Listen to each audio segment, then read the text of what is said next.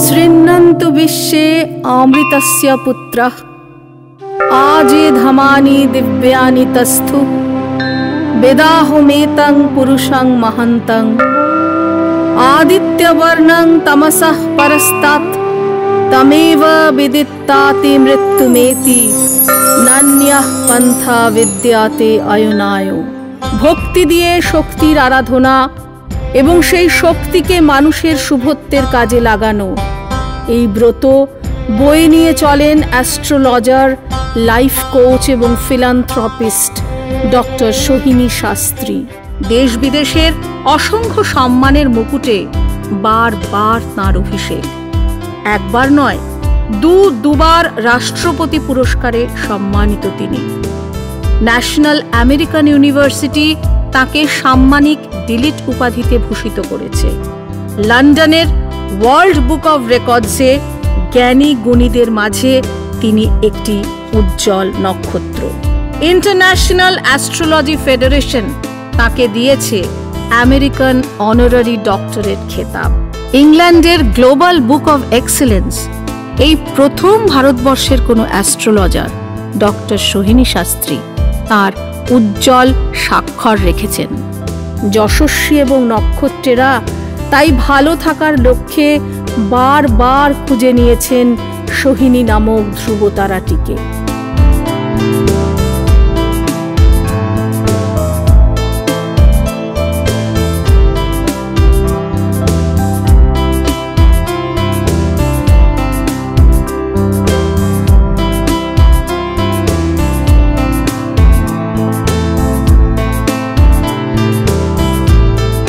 জ্যোতিষবিদ্যার জ্ঞানকে পরোপকারে বিলিয়ে দেবার দর্শন নিয়ে লিখে চলেছেন একের পর এক বই।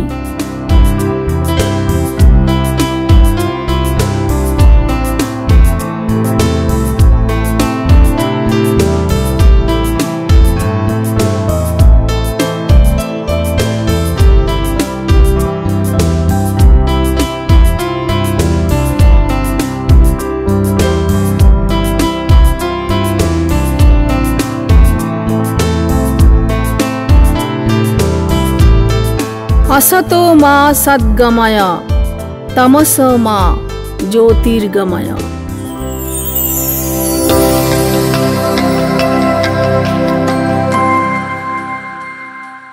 নমস্কার, আমি রূপালী, আপনাদের সকলকে স্বাগত জানাচ্ছি এই অনুষ্ঠানে। এই সময়টা বাঙালির কাছে কিন্তু উৎসবের সময়, যদিও 12 মাসে 13 পার্বণ, কিন্তু এই সময়টা পার্টিকুলারলি এক ঝাঁক আনন্দ। এক ঝাঁক কেন বলছি, যে মহালয়ার সময় থেকে আমরা রেডি হয়ে থাকি, মা আসছে। আর এটা তো শুধু দেবী পূজা নয়, মনে হয় অনেক দিন পরে ঘরের মেয়ে বাপের বাড়িতে আসছে, মামার বাড়িতে আসছে, বিভিন্ন সন্তান সন্ততি। তখন বাংলার ঘরের মেয়ে, একজন যিনি এত শক্তি, যিনি অসুর বিনাশ করেছেন, তাকে কিন্তু বাঙালি বাড়ির মেয়ের মতনই দেখেন, পুজো করেন। তো তারপরেই আসে লক্ষ্মী পুজোর জন্য প্রিপারেশন। কারণ এটাও ঠিক, সব বাবা মাই চান আমার সন্তান যেন থাকে দুধে ভাতে, তাই সেইটুকু অন্তত অর্থনৈতিক স্বাচ্ছন্দ্য যেন আমাদের গৃহে আসে, সেই জন্যে মা লক্ষ্মীর আরাধনা। আর তারপরে আসে শক্তির আরাধনা।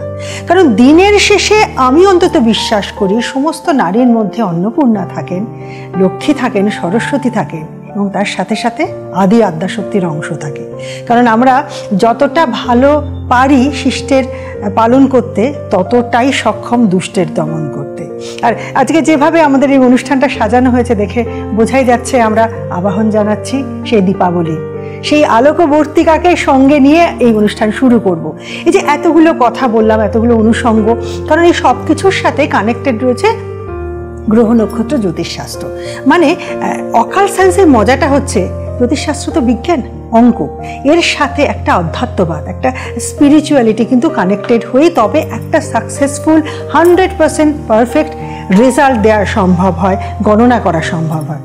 এই জ্ঞান আমার ছিল না, যার সঙ্গে থেকে এই জ্ঞান হয়েছে, যার সঙ্গে থাকতে থাকতে আমি ন্যূনতম এই জ্ঞান সমুদ্রের নুড়িটা কুড়োতে পেরেছি, তার কর্মকাণ্ড তো আপনারা দেখছেন, এবং সেটা এতটাই বিস্তৃত যে প্রতিবার যখন দেখা হয় নতুন কিছু সম্মান, নতুন কিছু পুরস্কারের কথা তার থেকে জানতে পারি। তিনি আর কেউ নন, দেশীয় এবং আন্তর্জাতিক ক্ষেত্রে খ্যাতি সম্পন্ন শ্রেষ্ঠ 10 জন অ্যাস্ট্রোলজারদের মধ্যে অন্যতম, এবং ইতিমধ্যে দুবার রাষ্ট্রপতি পুরস্কার প্রাপ্ত অ্যাস্ট্রোলজার ডক্টর সোহিনী শাস্ত্রী। নমস্কার সোহিনীদি, অনুষ্ঠানে স্বাগত। নমস্কার রূপালী, আজকে তোমাকে ভারী সুন্দর লাগছে। আর তুমি তো পুরো মানে একদম মনে হচ্ছে শক্তির আরাধনার শক্তি পীঠ থেকে এসেছো। এই পাওয়ারটা সব সময় তোমার মধ্যে তো সব সময় যাওয়া আসা চলতেই থাকে, কারণ বিভিন্ন মানুষজনের জন্য তো আমাকে প্রার্থনা করতেই হয়, পুজো করতে হয়, যজ্ঞ করতে হয়, অনেক কাজ করতে হয়, যার জন্য শক্তিপীঠে যাওয়া আসা তো চলতেই থাকে। তবে কি বলতো, যে আমরা বাঙালিরা একটা তো মানে এখন তো একটা মানে খুব সুন্দর একটা মানে উৎসবের একটা মুহূর্ত চলছে, উৎসবের সময় চলছে, মা আসছেন, আলোক সজ্জায় সবকিছু সেজে উঠছে, তো তখন একটু নিজেকেও সুন্দরভাবে সাজাতে মানে ইচ্ছা করে। তাছাড়া ঘর সাজাই, ওই জন্য এত প্রদীপ দিই আমরা, এত প্রদীপ দিই। হ্যাঁ, কালী পুজোর রাতে বা কালী পুজোর আগের দিন, যেটা চতুর্দশী এবং আগের দিন যেটা হয়, পরের দিনও আমরা দিই, যেটা দীপাবলি, কালী পুজো তারপরে দীপাবলি। তো আমরা কেন আলো দিয়ে সাজাই, মাকে আহ্বান তো করি, প্লাস কোনো অপশক্তি যেন কোনো ক্ষতি করতে না পারে, যে কারণের জন্য আলো দিয়ে সাজানো হয়। সেটাই হচ্ছে, এবং এটা হচ্ছে শুধু সারা ভারতবর্ষেই তো দীপাবলি মানা হয়।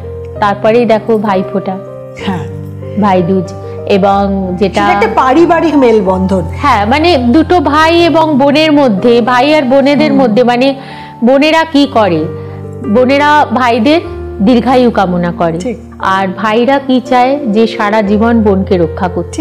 তো সেটার জন্য একটা অদ্ভুত সুন্দর, যেটা আমরা আমাদের মানে বাংলায় যেটাকে আমরা ভাই ফোঁটা বলি বা ভাতৃ দ্বিতীয়া বলি, সেটাই সারা ভারতবর্ষে ভাই দুজ বলা হয়ে থাকে। আর তারপরেই আসছে দেখো জগদ্ধাত্রী পুজো, 31 অক্টোবর। আর এই জগদ্ধাত্রী পুজো কিন্তু খুব পবিত্র, এবং এটাও কিন্তু খুব শক্তিশালী দিন। এই যে 31 অক্টোবর আসছে জগদ্ধাত্রী পুজো, এই দিনও কিন্তু যে কোনো পুজো, যে কোনো আরাধনা, যে কোনো প্রার্থনা মা কিন্তু মন দিয়ে শোনেন। অ্যাকচুয়ালি কি বলতো, এই পুজোগুলো হয়তো আমরা জানি এটা একটা উৎসব, আমরা বাঙালি তথা সারা ভারতবর্ষ, সারা পৃথিবীতে সনাতন ধর্ম ছড়িয়ে রয়েছে, তারা কিন্তু কালী পুজো, দুর্গা পুজো, নবরাত্রি, লক্ষ্মী পুজো, জগদ্ধাত্রী পুজো পালন করে আসছে সারা পৃথিবীতে। এবং কেন আমরা পালন করি, এটা একটা উৎসব। এই দিনে আমরা একের সঙ্গে অপরের মিলিত হই, মানে সারা বছর একঘেয়েমিতার থেকে বলতে পারো একটা মুক্তির স্বাদ, একটা আনন্দ। 5টা দিন অন্যরকম, কালী পুজো 3-4টে দিন অন্যরকম, মানে যদি ভাইফোঁটা নিয়ে ধরো। তাছাড়াও কিন্তু এই যে অমাবস্যাগুলো আসে, কালী পুজোর যে অমাবস্যা, সেটাকে আমরা বলি দীপান্বিতা অমাবস্যা, এবং মহানিশি, মানে সব থেকে বড় রাত, সব থেকে বড় নিশি। সব থেকে বড় বলতে কি সময়ের কথা বলছে তা না, এটা কিন্তু বলছে যে সব থেকে পাওয়ারফুল, ইম্পর্টেন্ট, এর কি ইম্পর্টেন্স রয়েছে আমাদের লাইফে, মানব জীবনে। কারণ কালী মা হচ্ছেন যেমন একদিকে সৃষ্টির প্রতীক, আবার একদিকে হচ্ছে ধ্বংসের প্রতীক। ধ্বংস উনি কাকে করছেন? অশুভ শক্তিকে ধ্বংস করছেন। আর সৃষ্টি উনি কাকে করছেন? শুভ শক্তি।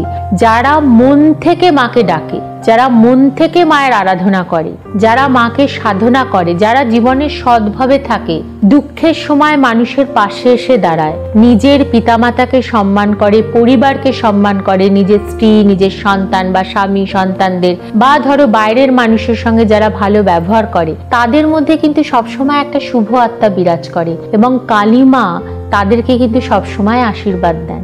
আবার এই মাকে, এই মায়ের শক্তিকে কাজে লাগিয়ে অনেক ধরনের কাজ হয়। ধরো কারোর অকাল মৃত্যু যোগ আছে, কালী পুজোর রাতে যদি কোনো পুজো হয়, তোমার অকাল মৃত্যু আটকাবে। কারণ অনেকের হয় আয়ু থাকতেও মৃত্যু, সেটাও হয়। হ্যাঁ, মানে ধরো কারোর আয়ু আছে 82 বছর অবধি, কিন্তু আয়ু রেখায় একটা ডিসেন্ডিং লাইন গেছে, একটা ফাঁড়া আছে, এবং অষ্টোত্তরী দশায় সেই সময় হয়তো চলছে রাহু অথবা মঙ্গল, তখন কিন্তু মানুষের আয়ু থাকতেও মৃত্যু হয়।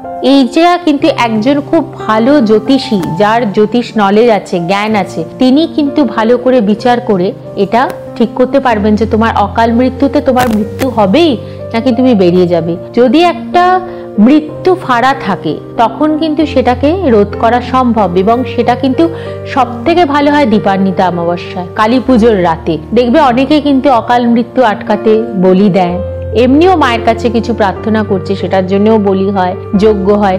সুতরাং এই যে কালী পুজো আসছে, সেটা কিন্তু জ্যোতিষশাস্ত্রের দিক থেকে, মানুষের দিক থেকে, সবকিছুর দিক থেকে কিন্তু একটা বিশাল গুরুত্বপূর্ণ ভূমিকা কিন্তু পালন করে আসে প্রত্যেক বছর কালী পুজোটা। এই কালী পুজোর সময়টা তুমি তো খুব অকুপায়েড থাকো, কারণ তুমি তোমার কাছে যারা আসে তাদের উন্নতির জন্য, তাদের ভালোর জন্য, তাদের বিপদ কাটানোর জন্য তুমি নিয়মিত পুজো করে যাও।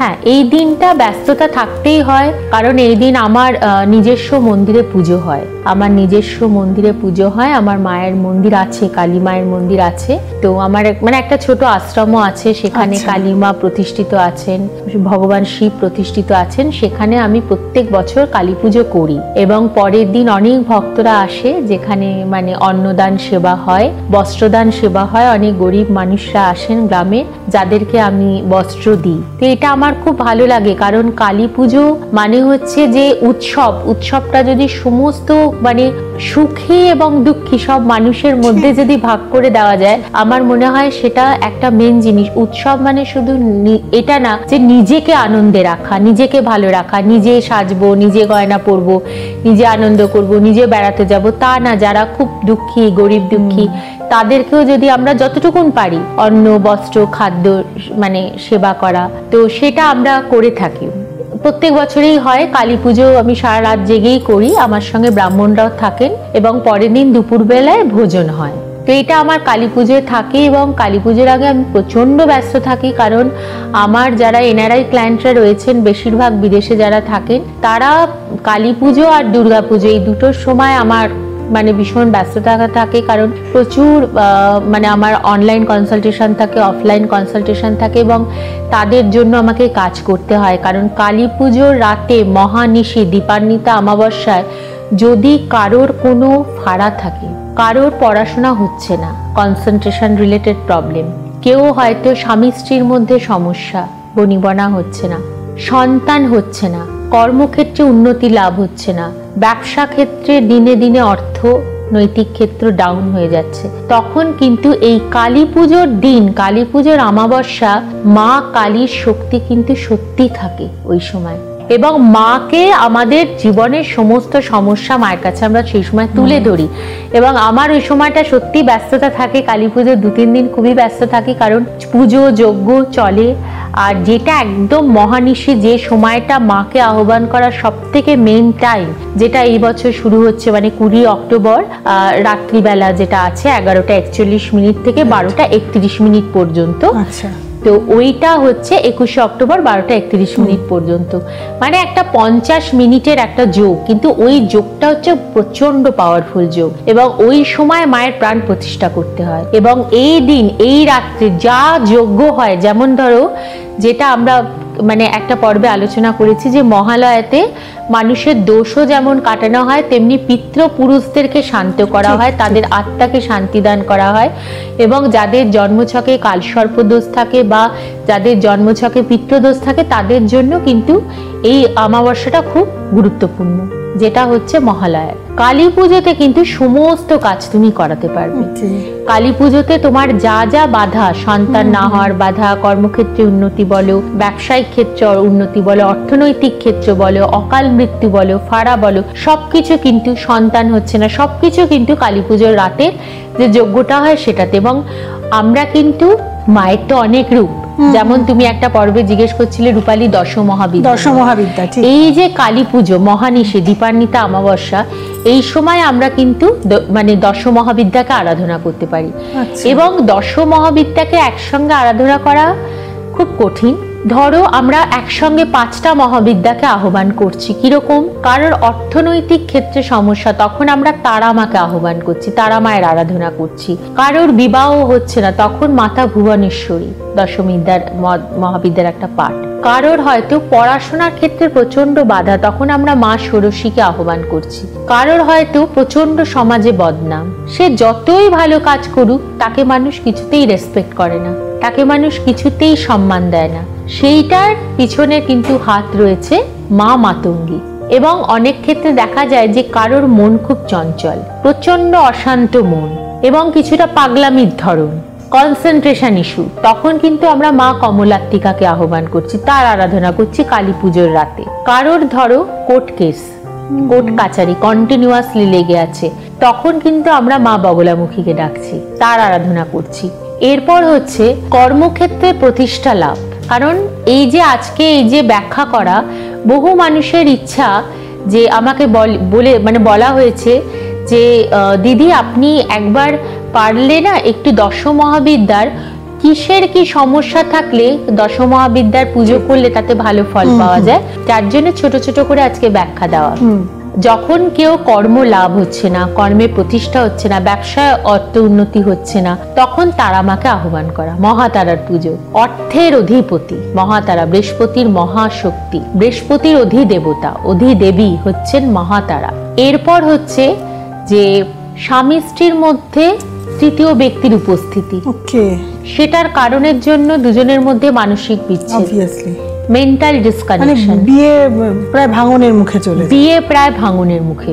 আরেকটাও কারণ, বহুদিন ধরে চেষ্টা করছে কিন্তু সন্তান হচ্ছে না, কারণ তাদের প্রজনন ক্ষমতা কম, অথবা দেখা গেল যে শারীরিক কোনো প্রবলেম, গাইনো প্রবলেম রয়েছে, তখন মা ভুবনেশ্বরী মানে দাম্পত্য সম্পর্ক কলহ মেটানোর জন্য এবং সন্তান লাভের জন্য মা ভুবনেশ্বরীর পুজো কালী পুজোর দিন করা যেতেই পারে। মা ভুবনেশ্বরীর পুজো 1,08 বার বীজ মন্ত্র পাঠ করা, ভোজ্যপত্রে করে পুজো করে প্রাণ প্রতিষ্ঠা করে সেই যন্ত্র ধারণ করা, এবং তার সঙ্গে হচ্ছে মা ভুবনেশ্বরীকে আরাধনা করা, তখন কিন্তু ভালো রেজাল্ট পাওয়া যেতে পারে। এটা কিন্তু ভুবনেশ্বরীর পুজো, যেটা হচ্ছে সন্তান না প্রাপ্তি এবং পারিবারিক অশান্তি। এই যে ধরো যাদের এরকম সমস্যা রয়েছে এবং সমস্যা নিয়ে তোমার কাছে আসছেন, এবার কারুর ধরো কোর্টের সমস্যা রয়েছে, কারুর হয়তো মানে শারীরিক সমস্যা রয়েছে, কারুর হয়তো হায়ার স্টাডিজ করতে যাওয়ার জন্য হচ্ছে না, বা কম্পিটিটিভ এক্সাম ক্র্যাক করতে পারছে না, চাকরি পাচ্ছে না, সেটা সমস্যা, কারুর দাম্পত্য সমস্যা, এরকম বিভিন্ন মানুষ আসছে। প্রত্যেককে এক রাত্রিরেই তো পুজোটা করতে হবে, মহানিশিতেই পুজো করা হয়, সবাইকে তুমি আলাদা আলাদা ভাবে তোমাকে পুজোটা করাতে হয়। পুজোটা করাতে হচ্ছে কারণ হ্যাঁ, একটা জিনিস বলি যে এখানে কি বলতো, আমার না ব্রাহ্মণ সিস্টেম আছে। আচ্ছা, মানে কিরকম, ধরো আমার আন্ডারে প্রায় 131 জন ব্রাহ্মণ কিন্তু রয়েছেন, যারা বিভিন্ন জায়গায় ছড়িয়ে ছিটিয়ে, কিছু ব্রাহ্মণ আছেন কামাখ্যাতে, কিছু জন আছেন তারাপীঠে, বিভিন্ন জায়গায়। এবং ব্রাহ্মণরা দেখো মেন পুজো আমাকেই করতে হয়, এবং ব্রাহ্মণরা হচ্ছে বীজমন্ত্র পাঠ করে। কিন্তু কালী পুজোর দিন যেহেতু আমি কলকাতায় থাকি, বেশিরভাগ সময় কখনো কখনো কামাখ্যায় যাই, তো আমার অনেক ব্রাহ্মণরা আসেন আমাকে হেল্প করতে, এবং তারা কিন্তু তখন ওই প্রত্যেকটা মেন তো হচ্ছে সংকল্প, প্রত্যেকটা মানুষের নাম ধরে ধরে বীজমন্ত্র পাঠ করা, আর মেন পুজোটা তখন একসঙ্গে যজ্ঞ করে করা হয়, এবং তাতে অসম্ভব ভালো ফল পাওয়া যায়। কারণ মহানিশিতে মা শক্তিশালী, এবং এই সময় মাকে যে প্রার্থনাই করা হোক,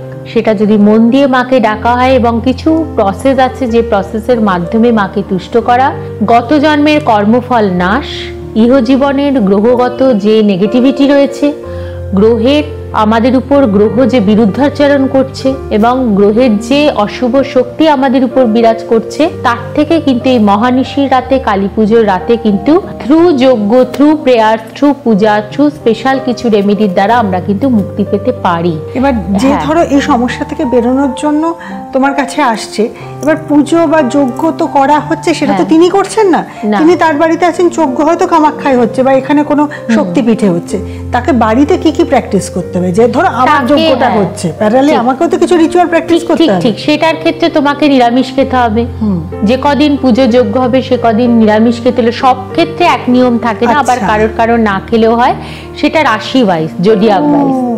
নিরামিষ খাওয়া, ওই সময়টা স্নান করা, দিনে 2 বার স্নান করা, নিরামিষ খাওয়া, কিছু মন্ত্র দেওয়া হয় যেটা পাঠ করা। এরপর আমাদের এক্ষেত্রে কি বলতো, যেটা ধরো তন্ত্রাচারে করা হয়, বা যেটা ধরো যে মহাবিদ্যা প্রয়োগ করে পুজো করা হচ্ছে, তামসিক মহাবিদ্যা হোক, রাজসিক মহাবিদ্যা হোক, সবই কিন্তু রেমেডি ধারণ করার পরে ফল আসবে। কারণ আমার জীবনের যা বাধা আমি নিজে কিন্তু কাটাতে পারি না, কারণ আমি প্রসেস জানি না। সাধারণ মানুষের ক্ষেত্রে বলছি, আমি তো প্রসেস জানি না, কারণ আমি মায়ের দীক্ষিত নই। এটার জন্য অনেক কঠিন সাধনা দরকার। আজকে যে কেউ বসে গেল পুজো করতে, যে কেউ যজ্ঞ করছে, সে সবাইকে ভালো ফল দিতে পারছে তা কিন্তু না, বহুদিনের সাধনা। বহুদিনের যোগ চর্চা, বহুদিনের মাতৃ সাধনা, একটার পর একটা সাধনায় সিদ্ধি লাভ, সিদ্ধি প্রাপ্তি, তারপরেও কিন্তু তুমি পুজোর আসনে বসে, সে তুমি পঞ্চমুণ্ডির আসনেই বসো বা তুমি সেটা কাপড়ের আসনেই বসো, মাকে পুজো করছো, মাকে তুমি কারোর জন্য আহ্বান করছো, কারোর জন্য তুমি মাকে ডাকছো, তখনই মা সাড়া দেবেন যখন তুমি নিজে শুদ্ধাচার পালন করবে, যখন তোমার মন শুদ্ধ, আত্মা শুদ্ধ, এবং তার সঙ্গে হচ্ছে তুমি নিজে যোগিনী তন্ত্র বলো, যোগিনী মন্ত্র বলো, মাতৃশক্তিতে তুমি বলিয়ান, কারণ তোমার মধ্যেও কিছু থাকতে হবে, তবেই কিন্তু তোমার কথা মা শুনবেন। এবং কি প্রসেসে বা পুজো করলে একজনের বাধা আমি কাটাতে পারবো, একজনকে অকাল মৃত্যুর হাত থেকে বাঁচাচ্ছি, এটা কিন্তু সাধারণ মানুষের কাজ নয়। এখানে কিন্তু তোমার অনেক শক্তি দরকার, সেই শক্তিটা কিন্তু প্রাপ্ত করতে হয় সাধনার মাধ্যমে, এবং থ্রু সাধনা সেটা কিন্তু একটা মানুষের মধ্যে আসে, তখনই সে বসে কিন্তু অপরের ভালো করতে পারবে, এবং সেই প্রসেসটাও জানা দরকার। তো যাই হোক, এরপর যেটা আমাদের আলোচনা, যে দশমহাবিদ্যা নিয়ে কথা, এবার হচ্ছেন মা ছিন্নমস্তা, যাদের অ্যাক্সিডেন্টাল ফাড়া থাকে কার রিলেটেড, আচ্ছা, যারা প্রচুর ডেপতে ডুবে গেছে, প্রচুর লোন হয়ে গেছে বাজারে, অর্থ আসছে জলের মতো খরচা হয়ে যাচ্ছে, অর্থ তারা সঞ্চিত করতে পারছে না, তখন কিন্তু মা ছিন্নমস্তার আরাধনা। তোমার পিছনে প্রচুর শত্রু, তুমি সকলের জন্য ভালো করছো কিন্তু তারা তোমার জন্য খারাপ করছে, তখন কিন্তু ধূমাবতী, শত্রুকে দমন করতে আমরা সবসময় কিন্তু মা ধূমাবতীর আরাধনা করে থাকি, এবং বিশেষ করে গুপ্ত শত্রু, এবং এটাও কিন্তু জন্মছক দেখে বোঝা যায়, লগ্নের অষ্টমে যদি, লগ্নের দ্বিতীয় এবং লগ্নের দ্বাদশে যদি কেতু থাকে, তার মানে তোমার নিজের পরিবারের লোকজনই তোমার শত্রু, এবং লগ্নের চতুর্থে তোমার নিজের রিলেটিভ, মাতৃস্থানীয় কেউ, সেটা তোমার কাকিমাও হতে পারে, তোমার জেঠিমা হতে পারে, তোমার মাসি হতে পারে, তোমার মামিমা হতে পারে, মাতৃস্থানীয়, কারণ চতুর্থ ভাব হচ্ছে মাতৃ, মাকে রিপ্রেজেন্ট করছে।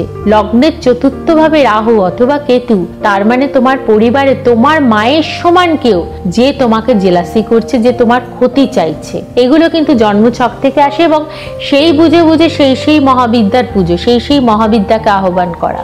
এবং তারপরে যেটা হয় সেটা হচ্ছে মা দক্ষিণা কালিকা। দক্ষিণা কালিকা কিন্তু সর্বক্ষেত্রে বিজয় প্রাপ্ত, শনিকে তুষ্ট করা, কর্মক্ষেত্রের গতি, কর্মক্ষেত্রের উন্নতি, কর্মক্ষেত্রে ডেভেলপমেন্ট, ফিনান্সিয়ালি ডেভেলপমেন্ট, সকলের সঙ্গে সম্পর্ক ভালো করা, এবং নিজেকে শারীরিকভাবে সুস্থ রাখা, হেলথ, এই স্বাস্থ্য ঠিক রাখতে গেলে মা দক্ষিণা কালিকার পূজা। দক্ষিণা কালী হচ্ছেন শনির মহাবিদ্যা, শনি মানুষকে বরপ্রাপ্ত করেন, শনি মানুষকে আয়ু দান করেন, এবং আজকে যদি শনির পুজো হয় তখন কিন্তু অনেক মহাফাড়া থেকে মানুষ কিন্তু বেঁচে যায়। সুতরাং তখন কিন্তু আমরা মা দক্ষিণা কালিকাকে সাধনা করছি। সুতরাং আমি কিন্তু দশ মহাবিদ্যার একটা রূপ কিন্তু আমি তোমার সামনে তুলে ধরলাম, যে কিভাবে, হ্যাঁ আরেকটা হচ্ছে বিদ্যাক্ষেত্র বলেইছি, যিনি হচ্ছেন ষোড়শী, এবং কখনো কখনো মা ত্রিপুরেশ্বরী, তাকেও কিন্তু তুমি স্মরণ করতে পারো, এবং সেটাও কিন্তু মহানিশীতে হয়ে থাকে। এই যে সময়টা, ধরো যারা পুজো করছে, যাদের এই সমস্যা থেকে বেরোনোর দরকার হচ্ছে, তারা তো প্র্যাকটিস করবেই, যারা সাধারণ আটপৌরে জীবন যাপন করছে, কিন্তু তারাও কোথাও একটা, এই কালী পুজোর রাত্রিরে, যে কালী পুজোর দিনটা যে কোনো মানুষেরই রুটিনটা কিরকম হলে তার লাইফের একটা বেটারমেন্ট হবে। দেখো, আমি তো বলবো কালী পুজোর দিনটা সম্পূর্ণভাবে নিরামিষ খাওয়া উচিত।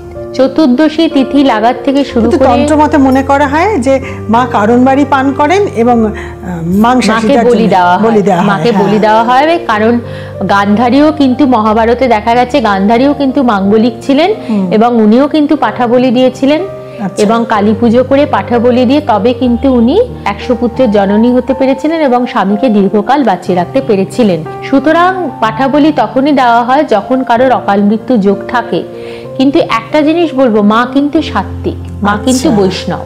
আচ্ছা, মা হচ্ছেন বৈষ্ণব, মা হচ্ছেন সাত্ত্বিক, মা কিন্তু পিওর নিরামিষ ভোজন করে থাকে। কিন্তু একটা প্রথা চলে আসছে যে মাকে রক্ত দেওয়া হয়, এবং অন্যকে হত্যা করে, প্রাণীকে হত্যা করে মাকে রক্ত দিলে মা তুষ্ট হন। কিন্তু দেখো, এটা নিয়ে নানা মুনি নানা মত, কিন্তু বিভিন্ন মত আছে। কিন্তু আমি বলবো মা কিন্তু অ্যাকচুয়ালি হচ্ছেন ব্রহ্মচারিণী। সাত্ত্বিক এবং নিরামিষ এবং শুদ্ধ এবং জীবনযাপন এবং মা পিওর বৈষ্ণবী। মা কিন্তু বৈষ্ণবী এবং মা কিন্তু মাছ মাংস গ্রহণ করেন না। মা কিন্তু পায়েস ভালোবাসেন, খিচুড়ি, ভাজা, অন্নভোগ মা ভালোবাসেন। তো যাই হোক, ওটাই বলবো যে আজকের দর্শকরা যারা আমাদের প্রোগ্রাম দেখছেন বা দেখলেন, তারা হয়তো দশমহাবিদ্যা সম্বন্ধে, কালী পুজোর সম্বন্ধে, কালী পুজোর রাতের সম্বন্ধে, মহানিশি এবং এই বছর কালী পুজো কোন সময়, মেন সময়, সব কিছু জানতে পারলেন। আমি জানি যে অনেক মানুষ আপনারা আধ্যাত্মিক এবং আপনাদের মনেও কিন্তু কালী শক্তি, মহাকালীকে নিয়ে অনেক প্রশ্ন আপনাদের আছে, কিন্তু সময়টা যেহেতু আমাদের অত্যধিক কম, তাই হয়তো সব ইনফরমেশন দেওয়া সম্ভব হয় না একদিনে। যতটা পারি চেষ্টা করলাম দিয়ে যেতে। আশা করি আপনাদের সকলের ভালো লাগবে।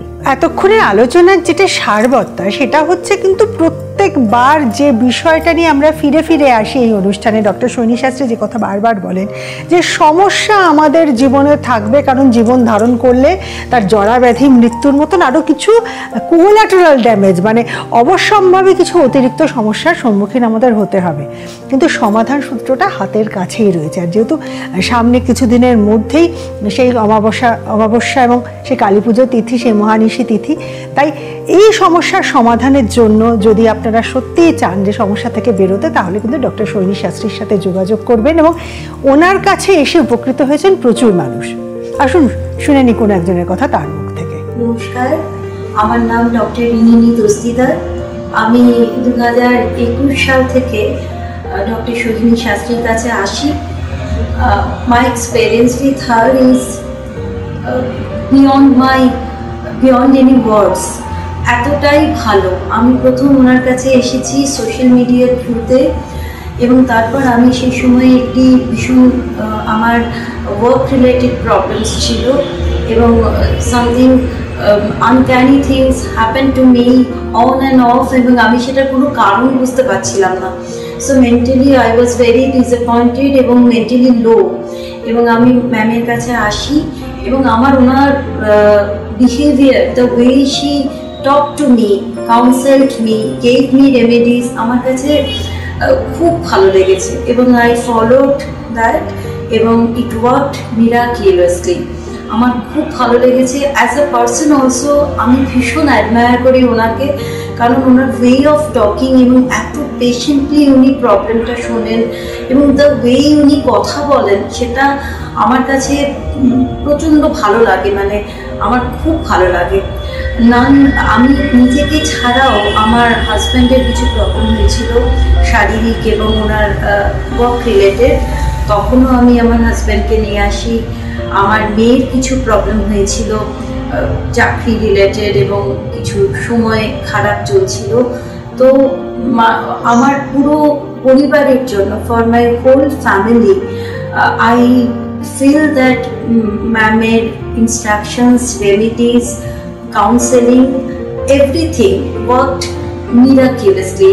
তো আমার জন্য যদি আমাকে বলা হয় যে এখন একজন বেস্ট অ্যাস্ট্রোলজারের নাম বলতে, for me it is the ultimate destination for anybody who is seeking help and who is going through very difficult situations. Dr. Sholini Shastri is the ultimate name. আমার বেস্ট উইশেস, আমি চাই madam এইভাবে সবাইকে help করুক, এবং আমি আজও এসেছি ম্যামের কাছে এবং ভবিষ্যতেও আসবো। আমার প্রাণ ভরা শুভেচ্ছা রইল ম্যাডামের জন্য, এবং আমি বলে থাকি সবাইকে যারা অ্যাস্ট্রোলজিতে বিলিভ করেন তাদের জন্যে আমি বলবো doctor Saini Shastri is the ultimate name. এবং আমার খুব ভালো এক্সপিরিয়েন্স, এভরি টাইম যখন আমি এখান থেকে যাই আমার খুব পজিটিভ ফিলিংস হয়। So that's it, for me she is the ultimate thing. Doctor Saini শাস্ত্রীর কাছে পৌঁছতে হলে আপনারা চেম্বারও দেখাতে পারেন, আপনারা অনলাইন কনসালটেশনও করতে পারেন। যদি চেম্বারে যান তাহলে এই যে নাম্বার আছে সেই নাম্বারে অ্যাপয়েন্টমেন্ট নিতে হবে, অথবা মেল আইডিতে মেল করে অ্যাপয়েন্টমেন্ট নিতে হবে। কলকাতায় ওনার চেম্বার 25 শ্যামাপ্রসাদ মুখার্জি রোড, কলকাতা 25 এই ঠিকানায়। দিল্লিতে সিআর পার্কে। এছাড়া এখানেই উত্তর 24 পরগনা, মুম্বাই, দুবাই, লন্ডন এবং দেশে এবং বিশ্বের বিভিন্ন প্রান্তে উনি চেম্বার করে থাকেন, কিন্তু কখন কোথায় উনি অ্যাভেলেবল তার জন্য কিন্তু এই নাম্বারে যোগাযোগ করে অ্যাপয়েন্টমেন্টটা নিতে হবে। আর যারা এতটা এমন একটা ডিস্টেন্সে রয়েছেন যে চেম্বারে আসাটা ডিফিকাল্ট বা খুব তাড়াতাড়ি এই পুজো কিছু করাতে চাইছেন, তাদের জন্য কিন্তু অনলাইন কনসালটেশনের ব্যবস্থা রয়েছে, এই নাম্বারে যোগাযোগ করলেই হবে। দিদি, আজকের মতন তো সময় শেষ। একদম। তার আগে সকলকে আমাদের দুজনের তরফ থেকে শুভ কালী পুজো, দীপাবলি এবং ভাতৃদ্বিতীয়ার অনেক অনেক শুভেচ্ছা রইল। আপনারা সকলে খুব আনন্দে থাকুন, ভালো থাকুন।